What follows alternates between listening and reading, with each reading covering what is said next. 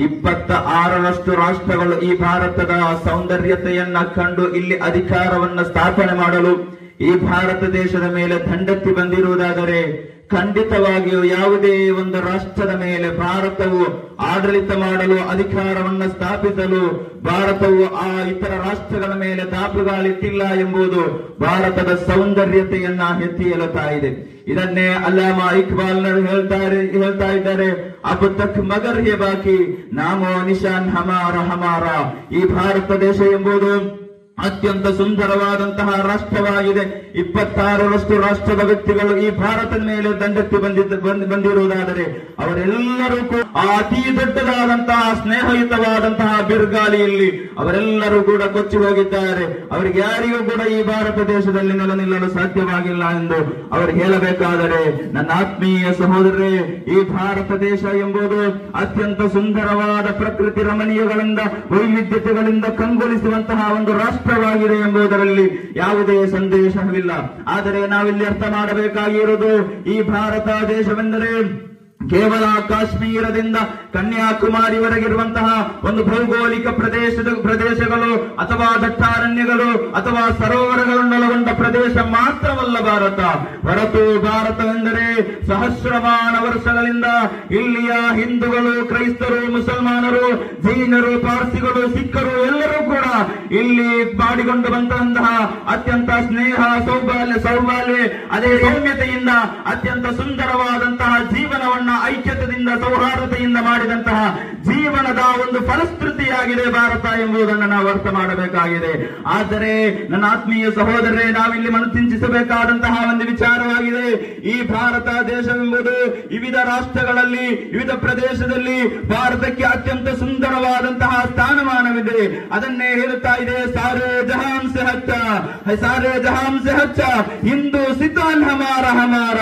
ಈ ಭಾರತ ದೇಶ ಎಂಬುದು, ಈ ಭಾರತ ದೇಶ ಎಂದರೆ ಜಗತ್ತಿನಲ್ಲಿರುವಂತಹ ಸರ್ವ ರಾಷ್ಟ್ರಗಳಲ್ಲೂ ಕೂಡ ಅತ್ಯಂತ ಪ್ರಬುದ್ಧವಾದಂತಹ, ಅತ್ಯಂತ ಉತ್ತಮವಾದಂತಹ ಒಂದು ರಾಷ್ಟ್ರವಾಗಿದ್ದರೆ ಅದು ಭಾರತ ಎಂಬುದನ್ನು ನಾವು ಅರ್ಥ ಮಾಡಬೇಕಾದಂತಹ ವಿಚಾರವಾಗಿದೆ. ಆದ್ದರಿಂದ ನನ್ನ ಆತ್ಮೀಯ ಸಹೋದರರೇ, ನಾವಿಲ್ಲಿ ಅರ್ಥ ಮಾಡಬೇಕಾಗಿದೆ, ಈ ಭಾರತದ ಸೌಂದರ್ಯತೆಯನ್ನ ಕಂಡು, ಈ ಭಾರತದ ಈ ಪ್ರಕೃತಿ ರಮಣೀಯತೆಯನ್ನ ಕಂಡು ಓರ್ವ ಜರ್ಮನ್ ವಿದ್ವಾಂಸನು ಹೇಳುತ್ತಾ ಇದ್ದಾನೆ, ನಾನು ಜರ್ಮನಿನಿಂದ ಭಾರತಕ್ಕೆ ಬರುವಾಗ ಆ ಜರ್ಮನಿನಿಂದ ನೀರನ್ನು ಭಾರತಕ್ಕೆ ನಾನು ಕೊಂಡು ಹೋಗುತ್ತಾ ಇದ್ದೆ. ಆದರೆ ಅದು ಭಾರತಕ್ಕೆ ತಲುಪುವಾಗ ಆ ನೀರು ಕೆಟ್ಟು ಹೋಗುತ್ತಾ ಇತ್ತು. ಆದರೆ ನಾನು ಭಾರತದಿಂದ ಜರ್ಮನಿಗೆ ಹೋಗುವಂತಹ ಸಮಯದಲ್ಲಿ ಭಾರತದ ನೀರನ್ನು ನಾನು ಕೊಂಡು ಹೋಗುತ್ತಾ ಇದ್ದೆ. ಆ ರೀತಿ ಭಾರತದ ನೀರಿಗಿಲ್ಲ ಎಂದು ಜರ್ಮನ್ ವಿದ್ವಾಂಸನ ಹೇಳುವಾಗ, ನನ್ನ ಆತ್ಮೀಯ ಸಹೋದರರೇ, ಈ ಭಾರತ ಎಂಬುದು ಸುಂದರವಾದಂತಹ ರಾಷ್ಟ್ರವಾಗಿದೆ. ಈ ಭಾರತದನ್ನ ಒಂದು ರಾಷ್ಟ್ರಕ್ಕೆ ಸೀಮಿತವಾದಂತಹ ರಾಷ್ಟ್ರವನ್ನು ಮಾಡಲು ಹಲವಾರು ವ್ಯಕ್ತಿಗಳು ಇಲ್ಲಿ ಶ್ರಮಿಸಿದ್ದಾರೆ. ಯಾರಿಗೂ ಕೂಡ ಅದನ್ನು ಸಾಧಿಸಲು ಸಾಧ್ಯವಾಗಿಲ್ಲ. ಕಾರಣ, ಇಲ್ಲಿ ಭಾರತದಲ್ಲಿ 1950ರಲ್ಲಿ ಡಾಕ್ಟರ್ BR ಅಂಬೇಡ್ಕರ್ ಅತಿ ದೊಡ್ಡದಾದಂತಹ ಒಂದು ಸಂವಿಧಾನವಿದೆ. ಆ ಸಂವಿಧಾನ ಸೋವರಿನ್, ಸೋಷಲಿಸ್ಟ್, ಸೆಕ್ಯುಲರ್ ಆದಂತಹ ಒಂದು ಸಂವಿಧಾನ, ಸುಂದರವಾದ ಸಮಾಜವಾದಂತಹ, ಪ್ರಬುದ್ಧವಾದಂತಹ ಒಂದು ಸಂವಿಧಾನ. ಆ ಸಂವಿಧಾನದಿಂದ ಯಾರಿಗೂ ಕೂಡ ಈ ಭಾರತವನ್ನ ಒಂದು ರಾಷ್ಟ್ರಕ್ಕೆ ಸೀಮಿತವನ್ನಾಗಿ ಮಾಡಲು ಸಾಧ್ಯ ಇಲ್ಲ ಎಂಬುದು ಸಂವಿಧಾನ ಎತ್ತಿ ಹೇಳುತ್ತಾ ಇದೆ. ಆದರೆ ನನ್ನ ಆತ್ಮೀಯ ಸಹೋದರರೇ, ಇಂದು ಜಗತ್ತಿನಲ್ಲಿ, ಇಂದು ಈ ಭಾರತದಲ್ಲಿ ಒಂದು ರಾಷ್ಟ್ರಕ್ಕೆ ಮಾಡುವಂತಹ ಸೀಮಿತವಾದ ಒಂದು ಧರ್ಮಕ್ಕೆ ಸೀಮಿತವಾದಂತಹ ಒಂದು ರಾಷ್ಟ್ರವನ್ನಾಗಿ ಮಾಡುವ, ಅಥವಾ ಕೋಮುವಾದಗಳು, ಅಥವಾ ಡ್ರಗ್ಸ್ಗಳ ಉಪಯೋಗಗಳು, ಅಥವಾ ಧರ್ಮಗಳಲ್ಲಿ ಕಚ್ಚಾಟಗಳು ನಡೆಯುತ್ತಿರುವಾಗ ನಮ್ಮ ಸಂವಿಧಾನ ಎತ್ತಿ ಹೇಳುತ್ತಾ ಇದೆ, we the people of India, ನಾವು ಭಾರತೀಯರು, ನಾವೆಲ್ಲರೂ ಭಾರತೀಯರು ಎಂಬ ಮಹಾದೊಡ್ಡ ಆಶಯವನ್ನು ಈ ಸಂವಿಧಾನ ನೀಡುವಂತಹ ಸಮಯದಲ್ಲಿ ನನ್ನ ಆತ್ಮೀಯ ಸಹೋದರ ಈ ಭಾರತವನ್ನ ಯಾವುದೇ ಕೋಮುವಾದಿ ರಾಷ್ಟ್ರವನ್ನ ಮಾಡಲು ಯಾರಿಂದ ಸಾಧ್ಯವಿಲ್ಲ ಎಂಬುದನ್ನು ನಾವು ಅರ್ಥ ಮಾಡಬೇಕಾಗಿದೆ. ಆದರೆ ಈ ಭಾರತದ ಸ್ವತಂತ್ರವನ್ನ, ಯೋಗ್ಯವಾದಂತಹ ಸ್ವಾತಂತ್ರ್ಯ ಇಂದು ನಶಿಸ್ತಾ ಇದೆ ಎಂಬುದು ಆತಂಕ ನಮ್ಮೆಲ್ಲರಲ್ಲಿ ಕಾಡುತ್ತಾ ಇರುವಾಗ ಮಹಾತ್ಮ ಗಾಂಧೀಜೊಂದು ಮಾತನ್ನು ಹೇಳಿದ್ದಾರೆ. ಮಹಾತ್ಮ ಗಾಂಧೀಜಿಯವರು ಭಾರತದಲ್ಲಿ ಸ್ವಾತಂತ್ರ್ಯ ಲಭಿಸಿಯೂ ಕೂಡ 147 ದಿವಸಗಳ ಕಾಲ ಈ ಭಾರತದಲ್ಲಿ ಜೀವಿಸಿದ್ದಾರೆ. ಅವರು ಯಾವುದೇ ಸ್ವಾತಂತ್ರ್ಯದ ಸಂಭ್ರಮದಲ್ಲಿ ಅವರು ಭಾಗವಹಿಸಿದ್ದಿಲ್ಲ, ಅಥವಾ ಸ್ವಾತಂತ್ರ್ಯ ಸಂಭ್ರಮದಲ್ಲಿ ಭಾಷಣ ಮಾಡಿದ್ದಿಲ್ಲ.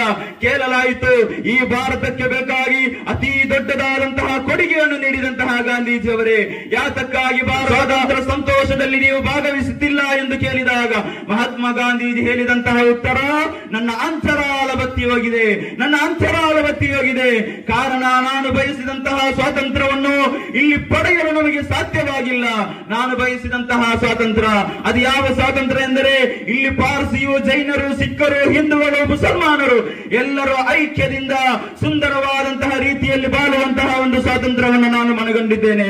ಅದು ಮಾತ್ರವಲ್ಲ, ಒಂದು ಯಾವುದೇ ಧರ್ಮಕ್ಕೆ ಸೀಮಿತವಾದಂತಹ ಒಂದು ಹೆಣ್ಣಾಗಿದ್ದರೂ ಕೂಡ ಅವಳು ರಾತ್ರಿ ಹೊತ್ತು 10-12 ಗಂಟೆಯ ಸಮಯದಲ್ಲಿ ಒಬ್ಬಂಟಿಯಾಗಿ ನಡುಮಧ್ಯರಾತ್ರಿಯಲ್ಲಿ ಸಿಂಗಲ್ ಆಗಿ ಒಂಟಿಯಾಗಿ ಸಂಚರಿಸುವಂತಹ ಒಂದು ಧೈರ್ಯ ಅವಳಿಗೆ ಲಭಿಸುವಾಗ ಯಾವುದೇ ರೀತಿಯಾದಂತಹ ತೊಂದರೆಗಳು ಅವಳಿಗೆ ಅಟಕ್ ಮಾಡದಂತಹ ಇರುವಂತಹ ಸಮಯದಲ್ಲಿರುವಂತಹ ಒಂದು ಸ್ವಾತಂತ್ರ್ಯವಾಗಿದೆ ನಾನು ಬಯಸಿರುವುದು. ಆದ್ದರಿಂದ ನನ್ನ ಆತ್ಮೀಯ ಸಹೋದರರೇ, ನಾವೆಲ್ಲರೂ ಕೂಡ ಈ ಭಾರತ ದೇಶಕ್ಕಾಗಿ ಹೋರಾಡಿದಂತಹ ಮಹತ್ವಗಳಾದಂತಹ ವ್ಯಕ್ತಿಗಳು ಎಲ್ಲರೂ ಕೂಡ ಮುಸಲ್ಮಾನರು, ಕ್ರೈಸ್ತರು, ಹಿಂದೂಗಳು ಎಲ್ಲರೂ ಹೋರಾಡಿ ಗಳಿಸಿದಂತಹ ಒಂದು ಸ್ವಾತಂತ್ರ್ಯವಾಗಿದೆ ಇದು. ಆದ್ದರಿಂದ ಭಾರತಕ್ಕಾಗಿ ಹೋರಾಡಿದ 1919ರಿಂದ ಹಿಡಿದು 1947 ತನಕ ಈ ಸ್ವಾತಂತ್ರ್ಯಕ್ಕಾಗಿ ಮುಂಚೂಣಿಯಲ್ಲಿ ನಿಂತು ಹೋರಾಡಿದಂತಹ ಕಟ್ಟ ಹಿಂದೂ ಆದಂತಹ ಗಾಂಧೀಜಿಯವರು ಈ ಭಾರತ ದೇಶಕ್ಕೆ ಹೋರಾಡುವಾಗ ಈ ಬ್ರಿಟಿಷರು ಕ್ರೈಸ್ಟಿಯನ್ ವ್ಯಕ್ತಿಗಳಾಗಿದ್ದರೂ ಕೂಡ ಆ ಕ್ರೈಸ್ಟಿಯನ್ ಇಂಗ್ಲೆಂಡಿನಲ್ಲಿ ಹುಟ್ಟಿ, ಲಂಡನ್ ನಲ್ಲಿ ಹುಟ್ಟಿ, ಭಾರತದ ಮದ್ರಾಸಿನಲ್ಲಿ ಮರಣ ಹೊಂದಿದಂತಹ ಕ್ರೈಸ್ಟಿಯನ್ ವ್ಯಕ್ತಿಯಾಗಿದ್ದಂತಹ ಅನಿ ಬೆಸೆಂಟರು ಕೂಡ ಈ ಭಾರತ ದೇಶಕ್ಕಾಗಿ ಹೋರಾಡಿದ್ದಾರೆ. ಅದೇ ರೀತಿ ಮುಸಲ್ಮಾನರಾಗಿದ್ದರೂ ಕೂಡ ಮೌಲಾನಾ ಮೊಹಮ್ಮದ್ ಅಲಿ ಜೌಹರ್, ಶೌಕತ್ ಅಲಿ ಜೌಹರ್, ಅದೇ ರೀತಿ ಇನ್ನಿತರ ಮಹಾನ್ ವ್ಯಕ್ತಿಗಳು, ಟಿಪ್ಪು ಸುಲ್ತಾನ್ ಹೈದರಾಲಿಗಳಂತಹ ವ್ಯಕ್ತಿಗಳು ಈ ಭಾರತಕ್ಕಾಗಿ ಅಹೋರಾತ್ರಿ ಹೋರಾಡಿ ಗಳಿಸಿದಂತಹ ಸ್ವಾತಂತ್ರ್ಯವಾಗಿದೆ. ಆ ಸ್ವಾತಂತ್ರ್ಯವನ್ನು ಯಾವ ಕಾರಣಕ್ಕಾಗಿ ಒಂದು ಧರ್ಮಕ್ಕೆ ಸೀಮಿತವಾದಂತಹ ಸ್ವಾತಂತ್ರ್ಯ ಮಾಡಲು ಯಾರು ಕೂಡ ಶ್ರಮಿಸಲಬಾರದು. ಅದಕ್ಕೆ ಶ್ರಮಿಸುವವರ ವಿರುದ್ಧ ಅತ್ಯಂತ ದೊಡ್ಡದಾದಂತಹ ಪ್ರತಿಭಟನೆ ನಾವೆಲ್ಲರೂ ಮಾಡಬೇಕಾಗಿದೆ ಎಂದು ಮಾತ್ರ ಈ ಸಮಯದಲ್ಲಿ ಹೇಳುತ್ತಾ, ನಮ್ಮೆಲ್ಲರಿಗೂ ಕೂಡ ಈ ಒಂದು ಭಾರತ ದೇಶದ ಅತ್ಯಂತ ಸುಂದರವಾದಂತಹ, ಪ್ರಕೃತಿ ರಮಣೀಯತವಾದಂತಹ, ಸಂವಿಧಾನಬದ್ಧವಾದಂತಹ ಪ್ರಜಾಪ್ರಭುತ್ವ, ಅಲ್ಲಿತ್ತಿಹಾದ ಫಿತ್ತನವು ವಿವಿಧತೆಯಲ್ಲಿ ಏಕತೆಯನ್ನು ಸಾರುವಂತಹ ಅತ್ಯಂತ ದೊಡ್ಡದಾದಂತಹ ಭಾರತ ದೇಶದ ಈ ಸ್ವಾತಂತ್ರ್ಯದ ಶುಭಾಶಯಗಳನ್ನ ಎಲ್ಲರಿಗೂ ಕೂಡ, ನನ್ನ ಶಬ್ದವನ್ನು ಆಲಿಸುತ್ತಿರತಕ್ಕಂತಹ ಎಲ್ಲರಿಗೂ ಕೂಡ ಮಗದೊಮ್ಮೆ ಅರ್ಪಿಸುತ್ತಾ ಮಾತುಗಳಿಗೆ ವಿರಾಮ. ವ ಆಖಿರು ದಅವಾನಾ ಅಲ್ಹಮ್ದುಲಿಲ್ಲಾಹಿ ರಬ್ಬಿಲ್ ಆಲಮೀನ್. ವಸ್ಸಲಾಮು ಅಲೈಕುಂ.